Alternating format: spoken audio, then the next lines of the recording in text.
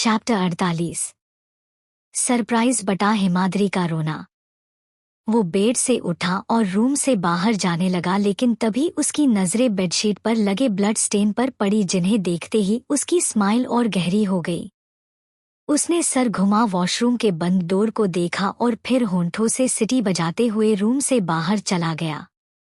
इधर हिमाद्री वॉशरूम में मिरर के सामने खड़ी भीगी पलकों से खुद के अक्ष को देख रही थी। उसने अपने गालों पर बह रहे आंसुओं की बूंदों को बेदर्दी से साफ करते हुए धीरे से कहा, नहीं मेरे मिस्टर चौहान, मुझे धोखा नहीं दे सकते हैं। आई नो कि वो नहीं सो रहे थे, लेकिन फिर भी मुझे दर्द में देखकर वो अपनी जगह से हिले तक नहीं। इसका क्या मतलब समझूं मैं? ये कहते हुए उसकी आंखें सुर्ख लाल हो रखी थी। हिमाद्री कुछ पल रुककर आगे बोली, नहीं, मुझे अपने मिस्टर चौहान पर शक नहीं करना चाहिए। पिछले जन्म में जो गलती की थी उसे नहीं दोहराना है। शायद मुझे ही कोई गलतफहमी हुई होगी। ये सब कहते हुए वो खुद को तसल्ली दे रही थी। हिमाद्री बेवकूफ नहीं थी, जिसे समझ नहीं आ रहा था कि अद्वितीय सो रहा है या जाग रहा है। उसे सब पता था कि अद्वितीय जग रहा था, लेकिन फिर भी उसने अपनी आंखें क्यों नहीं खोली? उससे कुछ क्यों नहीं कहा? यही सब सवाल हिमाद्री के दिमाग में चल रहे थे। कुछ देर बाद हिमाद्री ने खुद को संभाला और खुद के जज्बातों को कंट्रोल करके वो शावर लेने लगी। इधर अद्वितीय ब्लैक बिजनेस सूट पहने और अपने हाथों में एक्सपेंसिव वॉच पहनते हुए सीढ़ियों से नीचे आ रहा था।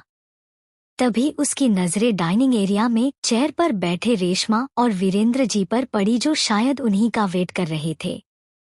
अद्वितीय सीधा उनके पास चला गया और अपनी चेयर पर बैठते हुए बिना किसी एक्सप्रेशन के कहा, गुड मॉर्निंग मॉम डैड। ये सुनते ही रेशमा और वीरेंद्र जी ने एक साथ कहा, गुड मॉर्निंग बेटा। तभी रेशमा जी ने अद्वितीय के रूम की तरफ देखते हुए कहा, अद्वितीय, हिमाद्री कहाँ है?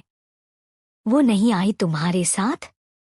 उनका सवाल सुनकर अद्वितीय और वीरेंद्र जी दोनों के चेहरे पर अजीब सी स्माइल आ गई। वीरेंद्र जी सर्वेंट को खाना सर्व करने का इशारा करते हुए कहा, मोहतरमा, आप अपना ब्रेकफास्ट एंजॉय कीजिए, जिसे आना होगा वो आ जाएगा। आपके वेट करने से कुछ नहीं होगा। ये सुनते ही रेशमा जी ने हैरानी से एकदम से वीरेंद्र जी की तरफ देखा, जो बिना किसी एक्सप्रेशन के बैठे उन्हें ही देख रहे थे। वीरेंद्र जी और अद्वितीय, जो पिछले 1 महीने से हिमाद्री के आए बिना ब्रेकफास्ट नहीं करते थे, वो आज उसका वेट तक नहीं कर रहे थे।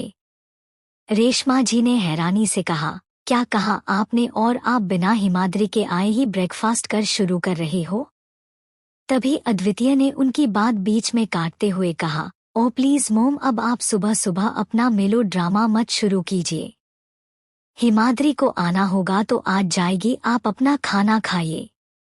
वही अद्वितीय, जो हमेशा हिमाद्री को प्रिंसेस बुलाता था, आज उसके मुंह से हिमाद्री वर्ड सुनकर रेशमा जी और ज्यादा हैरान रह गई। लेकिन दूसरे ही पल उन्होंने गुस्से से खड़े होते हुए कहा, अद्वितीय, ये तुम किस तरह से बात कर रहे हो? उन्होंने इतना ही कहा था, तभी उन सबके कानों में पायल की छनकने की आवाज पड़ी, जिसे सुनते ही सब एकदम से खामोश हो गए। अद्वितीय के साथ सबने स्टेयर की तरफ देखा, जहां हिमाद्री महरून कलर की नेट वाली साड़ी में पूरी सुहागन के रूप में सजी उनकी तरफ आ रही थी। पैरों में पायल, हाथों में चूड़ियां, मांग में सिंदूर, गले में मंगलसूत्र और कानों में बड़े बड़े इयरिंग के साथ काजल से सनी खूबसूरत आंखें, डार्क लिपस्टिक के साथ उस महरून सदी में उसका तराशा हुआ बदन बेहद खूबसूरत लग रहा था। वो हमेशा फॉर्मल सूट ही पहनती थी, क्योंकि उसे ऑफिस जाना पड़ता था, लेकिन आज शादी के बाद पहली सुबह उसने ये साड़ी और इस तरह से तैयार हुई थी। वो हिमाद्री को देखते ही अद्वितीय का दिल अचानक ही जोरों से धड़क उठा और उसकी सांसें एकदम से थम गई। वो बिना पलके झपकाए खोया हुआ सा हिमाद्री को देख रहा था, लेकिन तभी उसके दिमाग में कुछ आया और उसने तुरंत हिमाद्री से अपनी नजरें फेर ली। हिमाद्री, जिसकी नजरें अद्वितीय पर टिकी हुई थी, उसे खुद से नजरें फेरते देख हिमाद्री के दिल में एक टीस सी उठी और एक बार फिर उसकी आंखें आंसुओं से डगमगा गई। खुराना फैमिली के बिहेव पर उसे बिल्कुल फर्क नहीं पड़ता था, लेकिन अद्वितीय का सुबह से इतना बदला हुआ रूड बिहेव देखकर हिमाद्री का दिल अंदर ही अंदर टूट रहा था। हिमाद्री को देखते ही रेशमा जी के चेहरे पर बड़ी सी स्माइल आ गई। वो जल्दी से हिमाद्री के पास जाने को होती है, लेकिन तभी वीरेंद्र जी उनकी कलाई को पकड़ते हुए उन्हें वापस से चेयर पर बैठाकर कहा, मोहतरमा, क्या आपको एक बार में कहा हुआ सुनाई नहीं देता है? चुपचाप बैठकर अपना खाना खाइए, वरना हम अभी आपको उठाकर रूम में ले जाएंगे। उनकी बात सुनकर हिमाद्री के कदम अपनी जगह ठहर गए और वो हैरानी से खड़ी वीरेंद्र जी को देख रही थी, जो बिना किसी एक्सप्रेशन के बैठे अपनी खाने की प्लेट की तरफ देख रहे थे। रेशमा जी खुद हैरानी से वीरेंद्र जी को देख रही थी। उन्हें समझ नहीं आ रहा था कि अद्वितीय और वीरेंद्र जी आज सुबह से ही हिमाद्री को लेकर इस तरह से बिहेव क्यों कर रहे हैं। तभी हिमाद्री उनके पास आई और सबकी तरफ देखकर धीरे से कहा, गुड मॉर्निंग मम्मा पापा।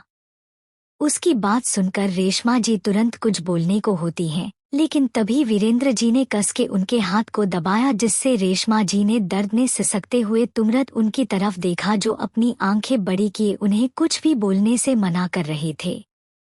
इधर हिमाद्री जो किसी के कुछ बोलने का इंतजार कर रही थी, लेकिन कोई कुछ नहीं बोल रहा था। उसने अद्वितीय की तरफ देखा, जो उसकी तरफ एक नज़र भी नहीं देख रहा था।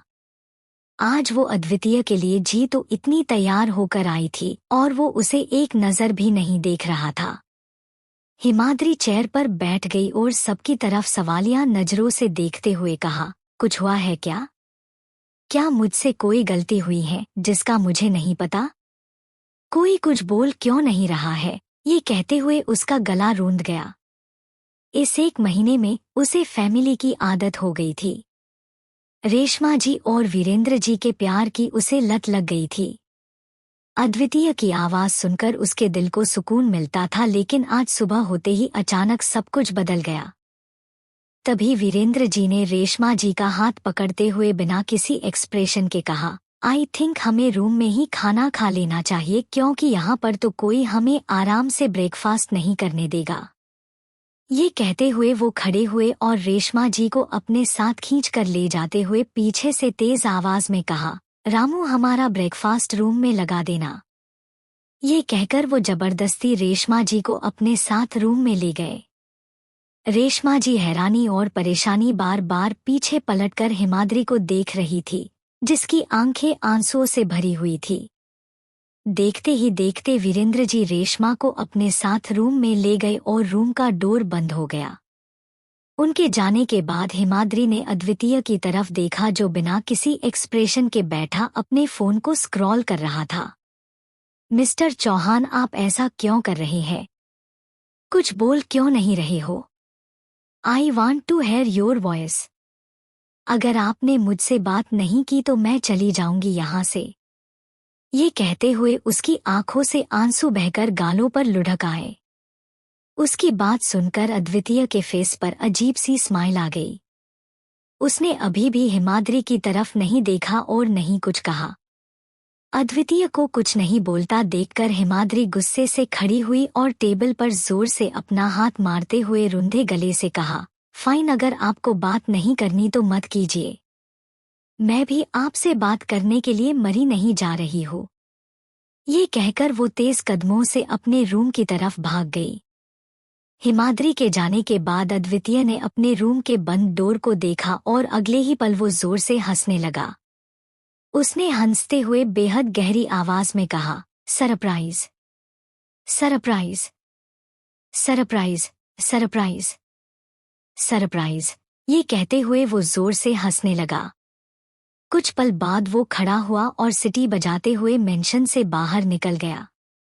इधर हिमाद्री अपने रूम में बेड पर पेट के बल लेटी रो रही थी। उसने रोते हुए धीरे से कहा, क्या भगवान, आप सिर्फ नाम के लिए ही हो?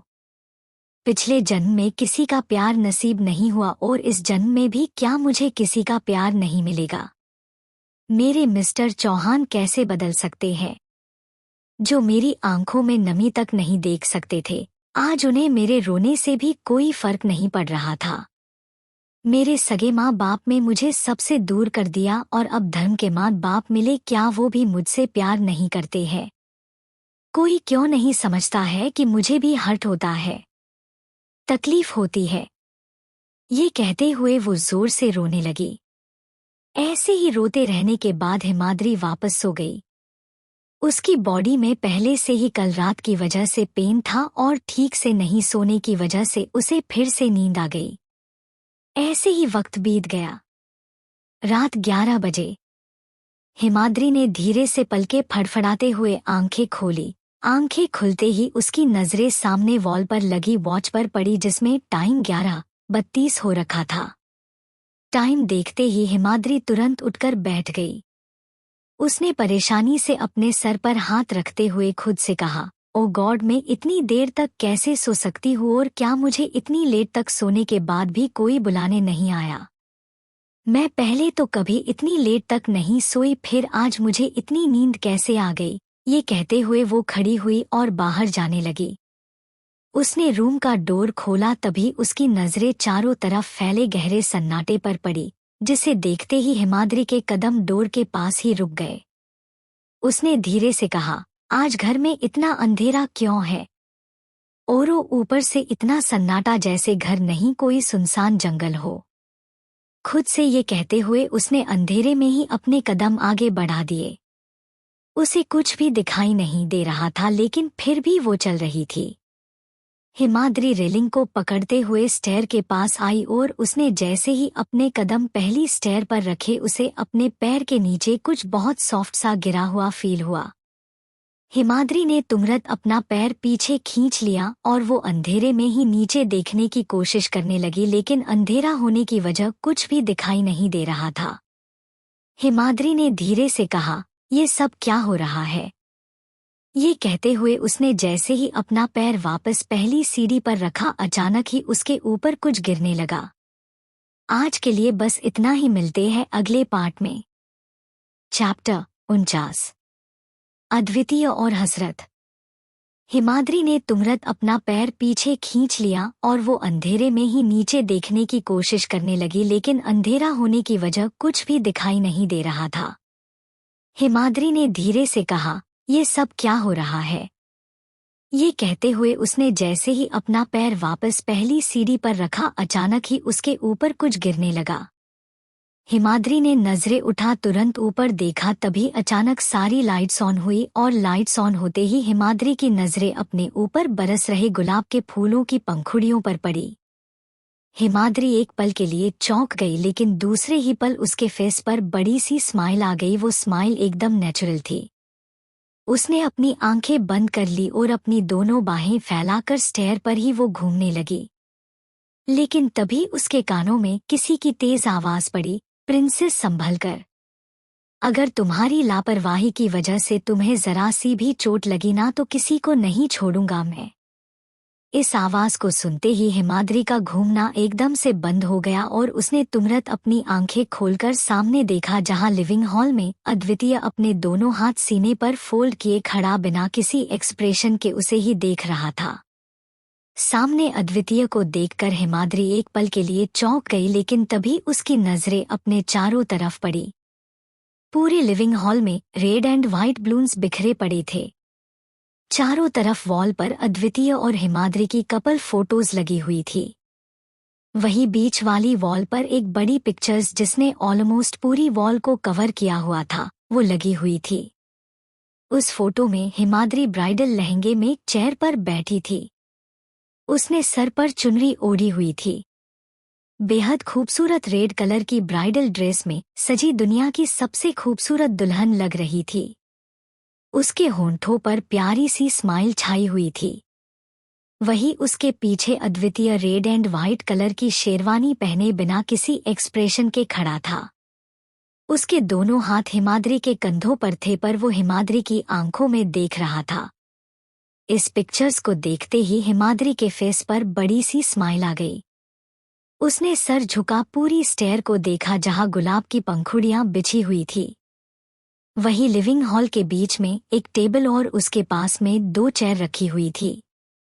टेबल पर एक बड़ा सा केक और उसके पास में खाने और एक ड्रिंक की बोतल के साथ 2 ग्लास रखे हुए थे।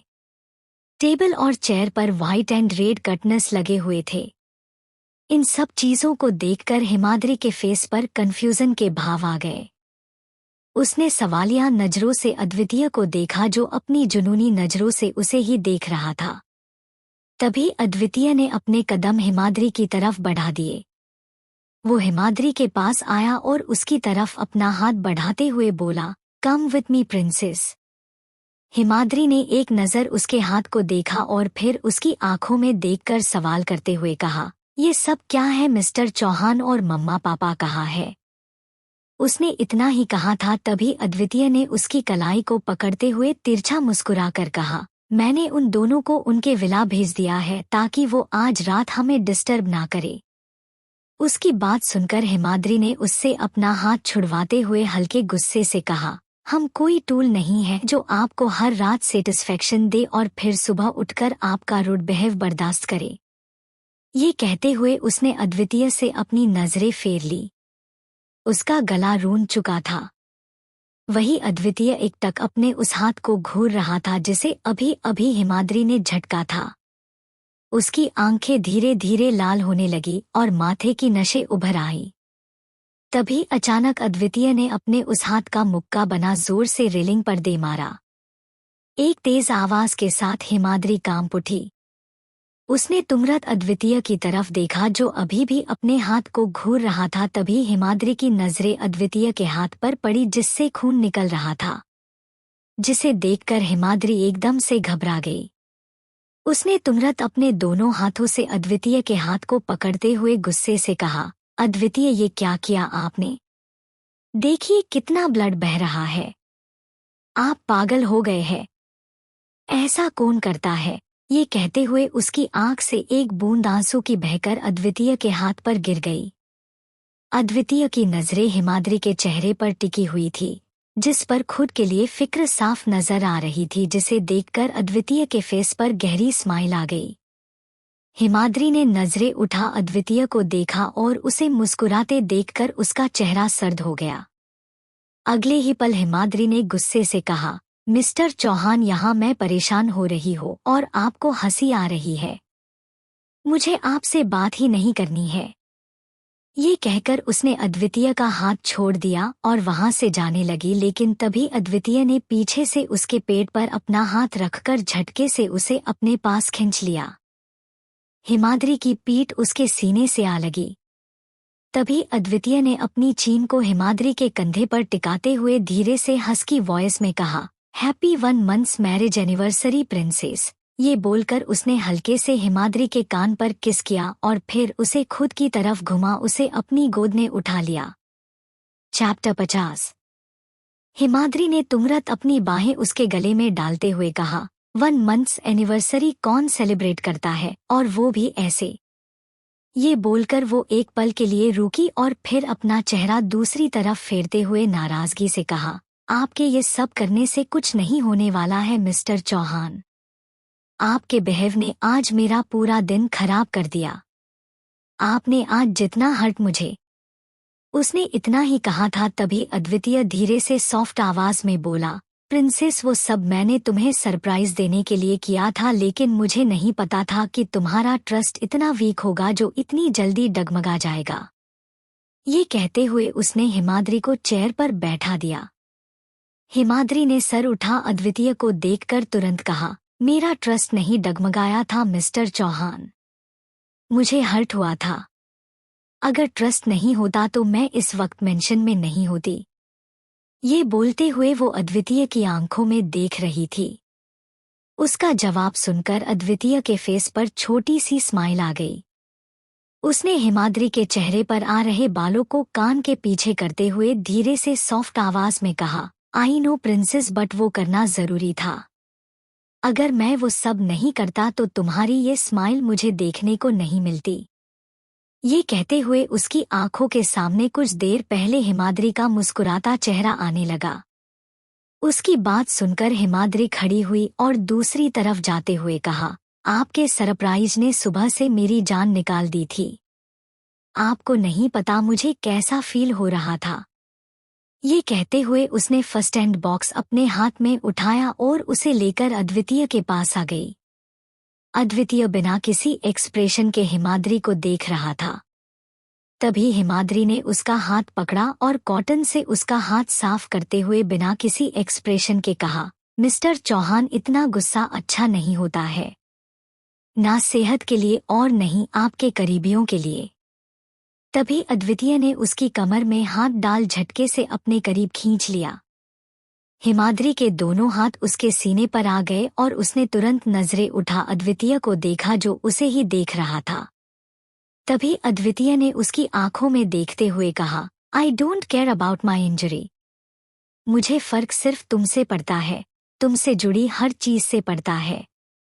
मैं सब कुछ बर्दाश्त कर सकता हूँ लेकिन तुम्हें दर्द में नहीं देख सकता हूँ।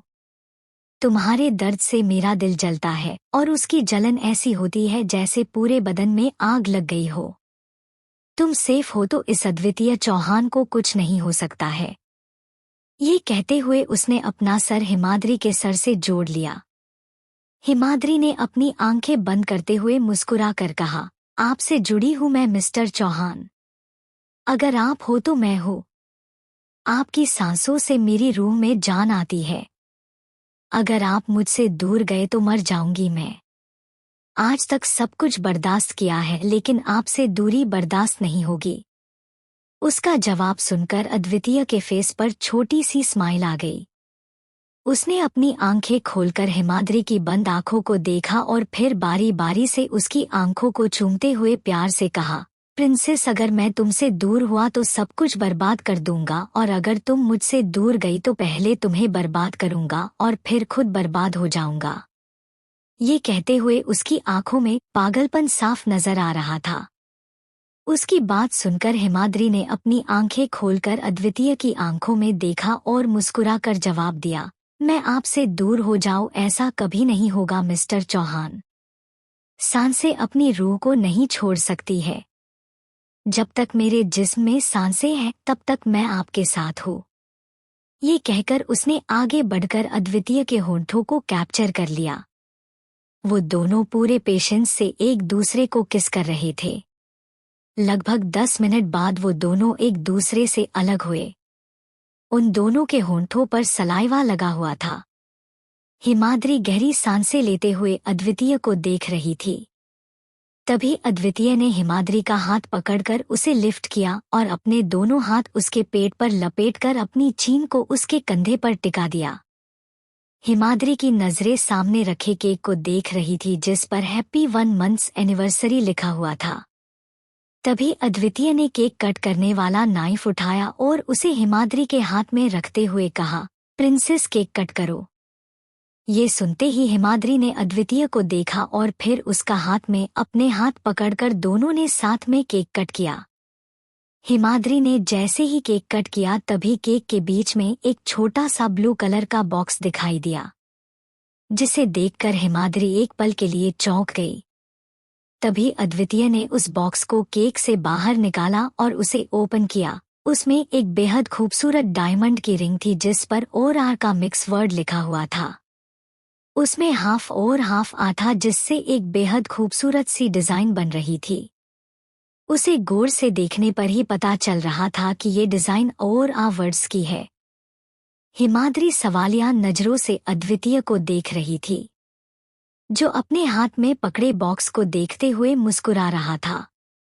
तभी अद्वितीय ने नजरें उठा हिमाद्री को देखा और दूसरे ही पल अपने घुटनों पर नीचे बैठ गया। उसके इस एक्शन से हिमाद्री एकदम से हैरान रह गई। आज के लिए बस इतना ही, मिलते हैं अगले पार्ट में। Chapter 51 I love you princess. Himadri सवालिया नजरों से अद्वितीय को देख रही थी, जो अपने हाथ में पकड़े बॉक्स को देखते हुए मुस्कुरा रहा था। तभी अद्वितीय ने नजरें उठा हिमाद्री को देखा और दूसरे ही पल अपने घुटनों पर नीचे बैठ गया। उसके इस एक्शन से हिमाद्री एकदम से हैरान रह गई। अद्वितीय अपने घुटनों पर बैठा अपनी प्यार भरी निगाहों से हिमाद्री के चेहरे को देख रहा था। उसने हिमाद्री की आंखों में देखते हुए धीरे से कहा, मोहब्बत क्या है? उसका सवाल सुनकर हिमाद्री सवालिया नजरों से उसे देखने लगी। वो कुछ बोलती उससे पहले ही अद्वितीय ने उसके हाथ को पकड़ा और उस पर किस करते हुए सॉफ्ट आवाज में कहा, समझो तो एहसास, देखो तो रिश्ता, कहो तो लफ्ज, चाहो तो जिंदगी, करो तो इबादत, निभाओ तो वादा, मिल जाए तो जन्नत, और मेरे दिल से पूछो तो मेरी प्रिंसेस। ये कहकर उसने अपने हाथ में पकड़ी रिंग को हिमाद्री की उंगली में पहना दिया और फिर रिंग पर किस करके हिमाद्री की आंखों में देखा, जो मुस्कुराते हुए उसे ही देख रही थी। तभी हिमाद्री भी अद्वितीय के सामने अपने घुटनों पर बैठ गई और अद्वितीय के सर के पीछे अपना हाथ रखकर उसकी आंखों में देखते हुए कहा, पहली दफा देखा जो आपको आप में फना हो गई। इतनी मोहब्बत हो गई आपसे कि आप जीने की ख्वाहिश वजह बन गए। धीरे धीरे मेरे दिल में कुछ यूं बस गए हो कि मेरी जिंदगी, मेरी चाहत, मेरी मोहब्बत बन गए हो आप। अब लगता नहीं है ये मन कहीं भी आपके बिना, कि मेरा सुकून, मेरी आदत, मेरी जरूरत बन गए हो आप। ये कहते हुए उसने अपना सर अद्वितीय के सर से जोड़ लिया। अद्वितीय ने अपना एक हाथ हिमाद्री के सर के पीछे रखते हुए आंखें बंद करके कहा, I love you princess, I love you very much. ये सुनते ही हिमाद्री की आंखें अपने आप बंद हो गई और उनमें से एक बूंद आंसू की बहकर गालों पर लुढ़क आई। हिमाद्री ने धीरे से कहा, आई लव यू टू अद्वितीय। मुझे भी आपसे बेइंतहा इश्क है, इतना कि शायद मैं बयां नहीं कर पाऊं। ये सुनते ही अद्वितीय ने अपनी आंखें खोलकर हिमाद्री के चेहरे को देखा, जिसकी आंखें बंद थी। अद्वितीय ने प्यार से हिमाद्री की बंद आंखों पर किस किया और फिर उसकी नाक पर किस करते हुए कहा, थैंक यू प्रिंसेस मेरी लाइफ में आने के लिए। ये कहते हुए वो खड़ा हुआ और दूसरे ही पल हिमाद्री को अपनी गोद में उठा लिया। हिमाद्री ने आंखें खोलकर अद्वितीय को देखा। अद्वितीय चेयर पर बैठ गया और हिमाद्री को उसने अभी भी अपनी गोद में संभाला हुआ था। हिमाद्री उसकी गोद से उठने को होती है, लेकिन तभी अद्वितीय ने उसकी कमर को पकड़ते हुए वापस अपनी गोद में बैठाते हुए कहा, प्रिंसेस ऐसे ही बैठी रहो, मैं आज रात तुम्हारे करीब रहना चाहता हूँ। उसकी बात सुनकर हिमाद्री एकदम से शांत हो गई। उसने अद्वितीय की आंखों में देखकर बिना किसी एक्सप्रेशन के कहा, मैं पूरी जिंदगी आपके करीब रहना चाहती हूँ मिस्टर चौहान। ये कहकर उसने आगे बढ़कर अद्वितीय के होंठों को कैप्चर कर लिया।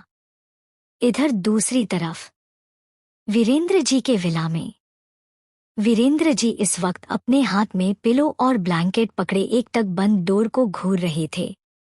उन्होंने पिलो और ब्लैंकेट को एक हाथ में पकड़ा और दूसरे हाथ से दरवाजे को पीटते हुए कहा, मोहतरमा आप ऐसा नहीं कर सकती है।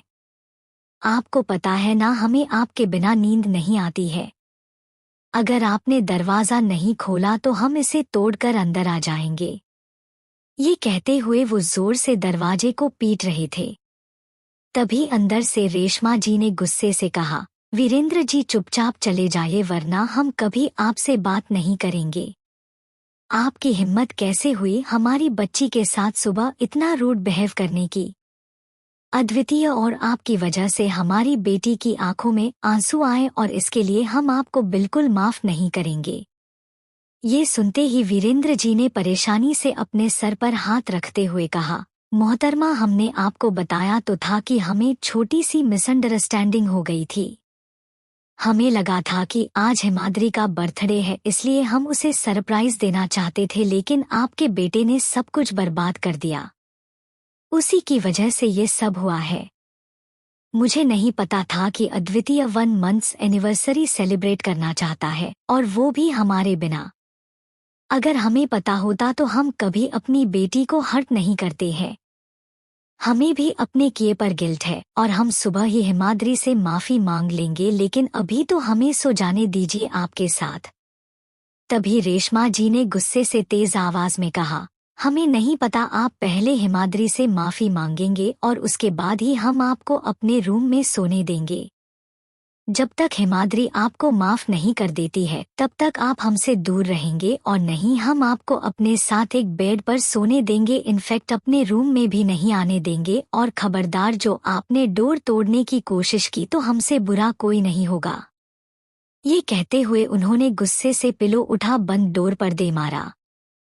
पिलो हल्की सी आवाज के साथ फर्श पर गिर गया। वही वीरेंद्र जी बाहर खड़े लाचारी से अपनी रूठी मोहतरमा को देख रहे थे, जो लाख बार समझाने पर भी समझने को तैयार नहीं थी। दूसरी तरफ सारा इस वक्त कार की ड्राइविंग सीट पर बैठी ड्राइव कर रही थी। वो फुल स्पीड में ड्राइव कर रही थी। उसके दिमाग में कल जो कुछ हुआ वो सब किसी रील की तरह चल रहा था। कल से खुराना मेंशन में किसी ने उससे बात नहीं की थी, इनफैक्ट उसे किसी ने इम्पोर्टेंस नहीं दी थी, और इसी से उसका खून वाल्केनो की तरह उबल रहा था। उसकी नफरत हिमाद्री के लिए और बढ़ गई। आज के लिए बस इतना ही, मिलते हैं अगले पार्ट में। चैप्टर 52। सारा इस वक्त कार की ड्राइविंग सीट पर बैठी ड्राइव कर रही थी। वो फुल स्पीड में ड्राइव कर रही थी। उसके दिमाग में कल जो कुछ हुआ वो सब किसी रील की तरह चल रहा था। कल से खुराना मेंशन में किसी ने उससे बात नहीं की थी, इनफैक्ट उसे किसी ने इम्पोर्टेंस नहीं दी थी, और इसी से उसका खून वाल्केनो की तरह उबल रहा था। उसकी नफरत हिमाद्री के लिए और बढ़ गई। उसने एक तेज ब्रेक लगा झटके से कार को रोका और अपना फोन उठा किसी को कॉल लगा दिया। कुछ देर रिंग जाने के बाद दूसरी तरफ से कॉल पिक हुआ और किसी की गुस्से भरी आवाज आई, मैंने तुमसे कहा ना सारा कि अभी मुझे कॉल मत करो। मैं बिजी हूं तो क्यों बार बार कॉल करके मेरा टाइम वेस्ट कर रही हो, और वैसे भी तुमने मुझसे इतना बड़ा सच छुपाकर हमारे रिश्ते की नींव को ही हिला डाला है। ये सुनते ही सारा ने सामने वाले की बात बीच में काटते हुए कहा, राहुल तुम ये क्या बोल रहे हो? एक बार मेरी बात तो सुनो। मैं तुम्हें सब कुछ बताने वाली थी लेकिन। तभी राहुल ने कॉल पर चिल्लाते हुए कहा, लेकिन क्या? कब बताने वाली थी तुम मुझे? शादी के बाद, या फिर यूं कहूं कि तुम मुझे कभी सच बताने वाली थी ही नहीं। अगर पार्टी में मैंने वो वीडियो क्लिप नहीं देखी होती तो मुझे कभी सच का पता चलता ही नहीं। मुझे तुमसे ये एक्सपेक्टेशन नहीं थी सारा। ओके बाय, अब मैं रखता हूँ और मुझे फिर से कॉल मत करना। तुम्हारी बकवास नहीं सुननी है मुझे। ये कहकर उसने गुस्से से कॉल कट कर दिया। हेलो हेलो राहुल, एक बार मेरी बात तो। इतना कहकर सारा ने अपने फोन की स्क्रीन को देखा जिसमें राहुल का कॉल कट हो चुका था। राहुल की बातें सुनकर और इतना रूड बिहेव देखकर सारा गुस्से से पागल हो गई। उसने फोन को विंडो से बाहर फेंक दिया और स्टीयरिंग पर अपनी पकड़ कसते हुए कहा, बस बहुत हुआ। अब खेल खत्म करने का वक्त आ गया है। हिमाद्री तुम्हें तो नहीं छोड़ूंगी मैं। तुम्हारी मौत की सेज मैं अपने इन्हीं हाथों से तैयार करूंगी। ये कहकर उसने कार स्टार्ट कर दी और फुल स्पीड में कार को चलाते हुए वहां से निकल गई। अगली सुबह चौहान मेंशन। सुबह 8 बजे। विंडो से आती धूप बेड पर गहरी नींद में सो रही हिमाद्री के चेहरे पर पड़ रही थी। उगते हुए सूरज की पीली किरणों से उसका खूबसूरत चेहरा सोने की तरह धमक रहा था। वही अद्वितीय उसके पास अपनी कोहनी को बेड पर टिकाकर हथेली पर सर रखे मुस्कुराते हुए हिमाद्री के खूबसूरत चेहरे को निहार रहा था। उन दोनों के ऊपर सिर्फ एक पतली सी व्हाइट ब्लैंकेट पड़ी हुई थी। इसके अलावा उन्होंने कुछ नहीं पहना था। तभी अद्वितीय हिमाद्री के चेहरे पर झुका और उसके कान में गर्म सांसें छोड़ते हुए कहा, प्रिंसेस वेकअप। सुबह हो गई है। ऑफिस नहीं जाना तुम्हें। ये कहते हुए उसने हल्के से उसके कान पर किस किया और फिर अपने होंठ हिमाद्री के सॉफ्ट गालों पर फिराने लगा। अपने गाल पर गिला गिला सा महसूस करके हिमाद्री ने तुरंत अपनी आंखें खोली और उसकी काली गहरी आंखें अद्वितीय की नीली आंखों से जा टकराई। अद्वितीय को अपने सामने देखकर हिमाद्री के चेहरे पर मुस्कुराहट खिल गई। उसने अद्वितीय के गले में अपनी दोनों बाहें डालते हुए उसकी आंखें में देखकर कहा, पूरी रात परेशान करके आपका मन नहीं भरा जो सुबह उठते ही आप फिर से शुरू हो गए मिस्टर चौहान। उसकी बात सुनकर अद्वितीय ने उसके होंठों पर हल्की सी किस करके तिरछा मुस्कुराकर कहा, सवेरा होते ही ये दिल मचल जाता है। तेरा ख्याल ही दिल को बहलाता है। तेरी प्यारी मुस्कान हो दिन की शुरुआत, इस प्यार में ही सारा जग सिमट जाता है। उसका जवाब सुनकर हिमाद्री ने उसके माथे को चूमते हुए कहा, आजकल आप कुछ ज्यादा ही शायर नहीं हो गए हो मिस्टर चौहान। तभी अद्वितीय ने उसकी नेक पर अपने होंठ रगड़ते हुए कहा, तुम्हारे लिए कुछ भी बनने को तैयार हो प्रिंसेस। तुम कहो तो अमीर से फकीर बन जाऊं और तुम चाहो तो जिंदा से मुर्दा बन जाऊं। ये सुनते ही हिमाद्री की स्माइल एकदम से गायब हो गई और दूसरे ही पल उसका चेहरा गुस्से से कांप उठा। हिमाद्री ने एकदम से अद्वितीय को खुद से दूर धक्का दिया। अद्वितीय उसके इस एक्शन के लिए तैयार नहीं था और वो सीधा पीठ के बल बेड पर लेट गया। तभी हिमाद्री उसके ऊपर आ गई और गुस्से से उसके चेहरे पर झुककर उसकी आंखों में देखते हुए अपनी जुनूनी आवाज में कहा, अगर अगली बार अपने जुबान से मरने की बात निकाली ना तो मुझसे बुरा कोई नहीं होगा मिस्टर चौहान। मेरा प्यार देखा है, मेरा गुस्सा नहीं झेल पाओगे। आप इस हिमाद्री की जिंदगी हो और कोई मेरी जिंदगी के बारे में ऐसा कहेगा तो उसे कहीं का नहीं छोड़ूंगी, फिर चाहे वो खुद मेरी जिंदगी ही क्यों ना हो। ये कहकर उसने गुस्से से अद्वितीय के होंठों को कैप्चर कर लिया। वही अद्वितीय ने उसकी कमर को थाम लिया और वो मुस्कुराते हुए हिमाद्री के गुस्से से लाल पड़ चुके चेहरे को देख रहा था। हिमाद्री का उसके लिए पजेसिव होना, उसका पागलपन अद्वितीय को अच्छा लग रहा था। वही हिमाद्री गुस्से से अद्वितीय के होंठों को बाइट कर रही थी। अद्वितीय के होंठों से खून निकलने लगा था और कुछ खून का टेस्ट हिमाद्री के मुंह में जा रहा था। खून का टेस्ट आते ही हिमाद्री एकदम से शांत हो गई। वो अद्वितीय से दूर होने को होती है, लेकिन तभी अद्वितीय ने उसके सर के पीछे हाथ रखकर उसे पीछे होने से रोक दिया और फिर उसे होंठों को अपने होंठों में कैद कर लिया। वो दोनों एक दूसरे को पैशनेट होकर किस कर रहे थे। उनकी टंग आपस में उलझी हुई थी।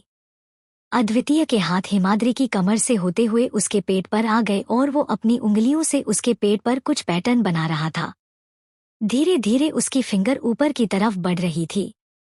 तभी हिमाद्री उससे दूर हुई और उसके हाथ को पकड़ते हुए कहा, मिस्टर चौहान अभी नहीं, आई एम टायर्ड। ये बोलते हुए वो उठी और खुद को ब्लैंकेट से कवर करके वॉशरूम की तरफ जाने लगी। तभी अद्वितीय ने अपने दोनों हाथ सर के पीछे रखते हुए मुस्कुरा कहा, प्रिंसेस अगर तुम्हें शावर लेने में हेल्प चाहिए तो मैं कर सकता हूँ। ये सुनते ही हिमाद्री के कदम रुक गए। उसने सर घुमा अद्वितीय को देखा और हल्के से गुस्से से कहा, सोचना भी मत मेरे पीछे आने के बारे में। पहले ही काफी परेशान कर चुके हो आप। ये बोलकर वो तुरंत वॉशरूम में चली गई। अद्वितीय मुस्कुराते हुए वॉशरूम के बंद डोर को देख रहा था। तभी उसका फोन रिंग किया। अद्वितीय ने अपना फोन उठा चेक किया, किसी अननोन नंबर से कॉल था। अद्वितीय ने कुछ पल स्क्रीन पर शो हो रहे नंबर को देखा और फिर कॉल उठाकर बिना किसी एक्सप्रेशन के कहा, हेलो। तभी दूसरी तरफ से किसी आदमी ने जोर न हंसते हुए कहा, अद्वितीय चौहान अगर अपने माँ बाप को बचाना चाहते हो तो जल्दी से काली पहाड़ी पहुंचो। अगर आधे घंटे में तुम काली पहाड़ी नहीं आए तो। इतना बोलकर उसने अपनी बात अधूरी छोड़ दी और तभी फोन से किसी के चीखने की आवाजें सुनाई दी, जिन्हें सुनते ही अद्वितीय का चेहरा एकदम से काला पड़ गया। वो तुरंत उठकर बैठते हुए गुस्से से बोला, कौन हो तुम और ये चीखे? तुम्हारी इतनी औकात नहीं है कि तुम मेरे मॉम डैड को किडनैप कर सको, समझे तुम? उसने इतना ही कहा तभी दूसरी तरफ से कॉल कट हो गया। इधर हिमाद्री शावर के नीचे खड़ी थी। शावर ऑन था इसलिए उसे रूम से अद्वितीय के चिल्लाने की आवाज नहीं सुनाई दी। अद्वितीय ने तुरंत अपने फोन से वीरेंद्र जी को कॉल लगाया, लेकिन उनका कॉल नहीं लग रहा था। उनका फोन स्विच ऑफ बता रहा था। अचानक ही अद्वितीय का दिल धक धक करने लगा और उसके चेहरे पर डर और गुस्से की लकीरें उभर आई। अद्वितीय ने गुस्से से चिल्लाते हुए कहा, नो नो मोम डैड को कुछ नहीं हो सकता है और ये जिसने भी कॉल किया है ना उसे तो मैं छोड़ूंगा नहीं। ये कहते हुए उसने अपने कपड़े पहने और वो तुरंत भागते हुए रूम से निकल गया। आज के लिए बस इतना ही, मिलते हैं नेक्स्ट पार्ट में।